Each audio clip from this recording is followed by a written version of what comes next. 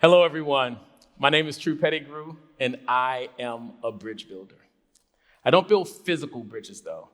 I build bridges that help members of society connect across differences, whether those differences be racial divides, gender divides, generational divides, or relational divides of any kind. And I am convinced that we can all be bridge builders. According to an article by the United States Study Center, published in March of 2022, we live in a nation that is the most divided it has ever been since the Civil War. So it is my contention that we need bridge builders now more than ever. My personal bridge building journey began on Wednesday, August 13th, 2014. Some of you may remember that on that previous Saturday, August 9th, 2014, that's the day that a white police officer named Darren Wilson shot and killed a young black man named Mike Brown in Ferguson, Missouri. You may also remember all of the racial and social unrest that followed. That incident sparked national outrage and generated a lot of animosity towards law enforcement. This was particularly true when it came to members of the Black community, and I was no different. Allow me, however, to provide you with some additional background and context that influenced my thoughts and feelings towards police at that time. I'm originally from Baltimore, and the neighborhood where I grew up in Baltimore was plagued with lots of crime and violence. And the police that policed our neighborhood did so in a very heavy-handed way, so much so that I found myself on the receiving end of excessive force by police on numerous occasions. Not just me, though, it was happening to me and lots of my friends, to the point where we normalized it. I also had a few negative experiences with police later in life, beyond my time growing up in Baltimore. One particular incident that I'll never forget happened when I was living in LA. I was coming out of a 7-Eleven one day, and as I was leaving the store, 2 police cars were pulling into the parking lot, fast and furious. Lights flashing, sirens blaring. The cars came to a screeching halt. Officers jumped out, guns drawn, yelling and screaming. At this point, I was just trying to get out of the way because clearly something bad was happening. The next thing I know, one of the officers grabs me. He throws me to the ground. He's got my face pressed against the black top of the parking lot, his knee planted in my back, and his gun pointed right against the side of my head. Then he yells, "Give me a reason, I wish you would." I was confused, and I was afraid. I had no idea what was going on or why. I was arrested that day. Fortunately for me, that arrest did not result in any jail time, because while I was being questioned, some other officers caught the right guy at a completely different 7-Eleven. Apparently, the officers that grabbed me were responding to a call of a 7-Eleven being robbed at gunpoint, and they somehow showed up at the wrong store location. And as it was explained to me, I fit the description, and mine was just a case of mistaken identity. That incident, coupled with my experiences growing up in Baltimore, all led to me not liking or trusting police. So yeah, when Mike Brown was shot and killed in Ferguson, it affected me in a way that I didn't quite understand at the time, but I have a much better understanding now. You see, my wife and I have an 11-year-old son, my young prince. His name is Austin. Austin was 11 years old at the time of the incident in Ferguson, and my family and I were living in Cary, North Carolina. For those of you who may not be familiar with Cary, it is a predominantly white and relatively affluent community. And with the seemingly nonstop reports of unarmed black men being shot and killed by the police all across the country during that time, I was concerned for my son's safety. Because my thoughts about a town like Cary was that the police were there to protect and serve its white citizens and community members, but to police its black citizens and community members. So the questions for me then became, how do I protect my son from everything that I'm seeing in the news?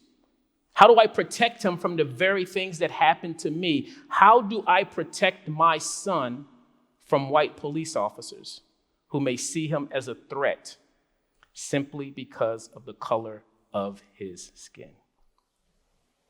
I had no answers. I felt a sense of helplessness and hopelessness, and I don't wish that feeling on anyone, especially a father, when it comes to protecting his children. But it was in that moment that I gained a deeper understanding of a father's love. You see, it was my love for my son that compelled me to face my fears head on. And on Wednesday, August 13th, 2014, just 4 days after Mike Brown had been shot and killed in Ferguson, I walked through the doors of the Cary Police Department with the hopes of building a relationship that could potentially save my son's life. And the day that I walked through those doors, I met with an officer named Jeremy Bergen, who would eventually introduce me to the police chief at that time, Chief Tony Godwin. In my initial meeting with Chief Godwin, I remember expressing my fears, frustrations, and concerns for my son's safety. I even shared some of my own experiences that led to those concerns. And the response that I received was not what I was expecting. Here are the words that were shared with me almost verbatim. Tru, I'm sorry those things happened to you, and I'm sorry that you have to carry so much angst regarding the safety of your son. How can I help? How can I change the way you feel about the Cary Police Department and this profession that I love? I wasn't ready for that. I was expecting him to be dismissive, defensive, and even accusatory to some degree. But instead, he was empathetic, compassionate, and understanding. He then went on to challenge me, and he asked, how could I help him and his officers change the hearts and minds of other members of the Black community that may feel and think the same way as I did? I accepted that challenge. My response to the chief's challenge was an invitation to him and his officers to join me at a local Black-owned barbershop where we can engage in some difficult yet critical conversations with members of the Black community. He accepted, and we started a series called Barbershop Rap Sessions. These are facilitated dialogues between police and the Black community, where we share our diverse perspectives and lived experiences with each other. The outcome was a collection of beautifully co-created thoughts, ideas, and solutions on how we could build the most welcoming, inclusive, and equitable environment for us all. We started those barbershop rap sessions in September of 2014 and continued through March of 2023. We met consistently on the first Saturday of every month for 9 years straight.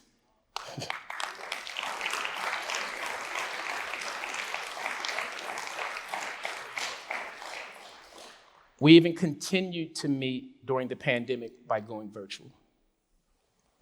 And when the tragic murder of George Floyd occurred, right here in Minneapolis in May of 2020, there was an executive at the Minnesota Timberwolves who was familiar with the bridge building work that I was doing. He reached out and asked if I could lead some conversations with the team to help them navigate all of the unrest that they were dealing with. I accepted. which is how I eventually landed here in Minneapolis as a community bridge builder. And as a part of that work, I am excited that I'm now able to facilitate some barbershop rap sessions with the Minneapolis police at a Black-owned barbershop in North Minneapolis.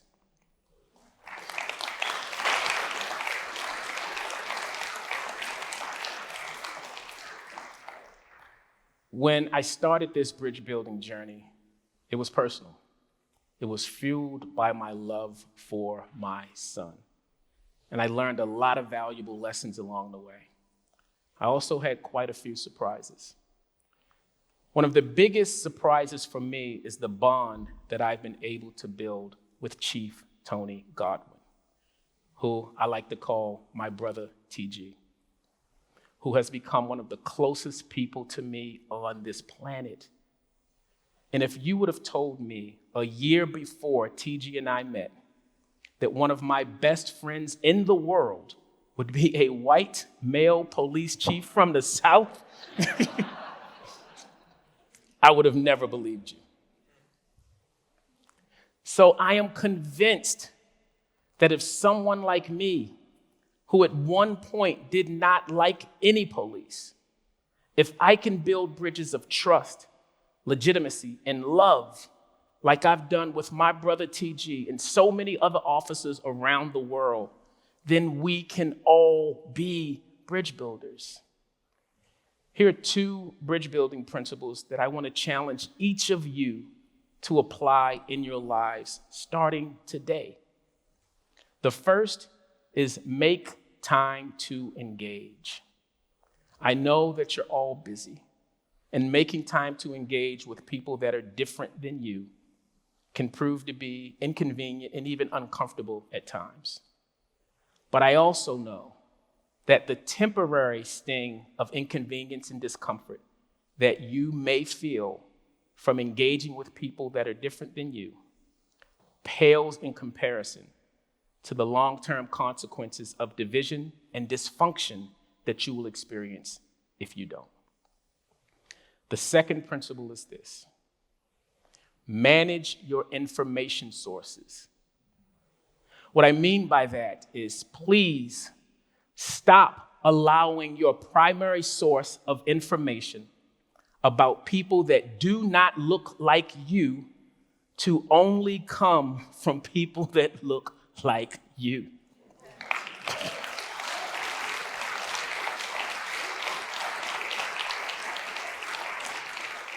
In other words, if you are white in here today, and all the information that you've ever studied, learned, or believed about Black people has only come from other white people, then I'd encourage you to check the source. The same applies if you're Black when it comes to white people or any other race or ethnicity. You know, one of the questions that I'm often asked is, Tru, what types of people really have what it takes to be a bridge builder? And my answer will always remain the same. Take a look around. The answer is all of you. You can all be bridge builders. Thank you.